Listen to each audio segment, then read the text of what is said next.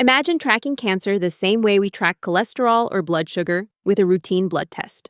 Welcome to Science My Health, your channel for health and research information. The standard for cancer detection has relied on scans and tissue biopsies for decades. They work, but they're invasive, expensive, and they only show one snapshot in time. Now, scientists are exploring a different idea. What if cancer leaves clues behind in the blood that we can read early and repeatedly? That's exactly what this research looks at, using proteins and RNA, ribonucleic acid, which helps implement the instructions from your genetic code, also known as DNA, in blood to detect and track cancer in a simpler way. Cancer leaves fingerprints in the bloodstream. As tumors grow, they shed tiny molecular signals into the blood. Think of it like glitter falling off a moving object. You may not know where the object itself is, but the trail tells you it's been there. These signals include proteins and RNA that reflect how active and aggressive a cancer is. Because blood moves through the entire body, these markers can give a broader picture than a biopsy taken from just one spot.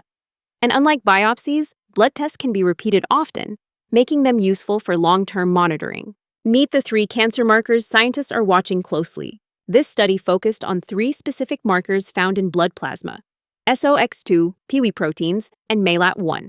SOX2 is linked to cell growth and stem-like behavior. In cancer, higher SOX2 levels are often seen when tumors grow faster or resist treatment. Pee-wee proteins help control genetic stability. When they appear at high levels in blood, it suggests cancer cells are dividing rapidly and behaving more aggressively. MALAT1 is a type of RNA connected to cancer spread. High levels are often seen when tumors become more invasive and start moving into nearby tissues. Together, these markers act like a molecular report card, showing how active a cancer may be. How researchers tested this idea.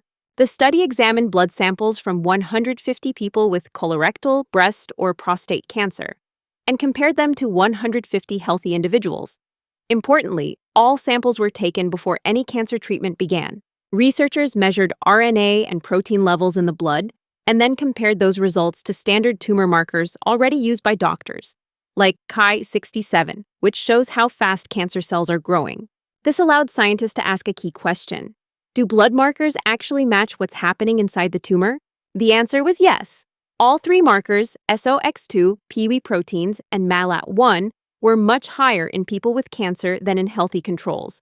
Higher levels also lined up with signs of aggressive tumor behavior, like rapid growth and tissue invasion. Even more striking, when these markers were combined, they identified cancer with over 90% accuracy in some groups.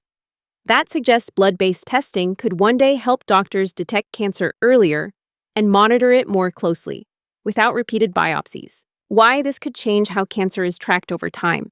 Because these markers can be measured again and again through blood tests, doctors could watch how cancer responds to treatment in near real time. Rising levels might signal resistance early. Falling levels could show that treatment is working. This approach could reduce invasive procedures, speed up decision-making, and make cancer care more personalized.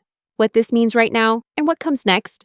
These tests are not yet part of routine cancer care. More studies are needed to confirm how well they work in early-stage cancer and across larger populations. But this research shows something important. Cancer doesn't stay hidden. It leaves signals behind. And with the right tools, a simple blood test may one day help doctors find, understand, and track cancer earlier than ever before. We love to hear feedback from our community. Drop a comment down below to let us know what medical research topics you want covered this year. Give us a like on this video and subscribe to Science My Health for more health research news.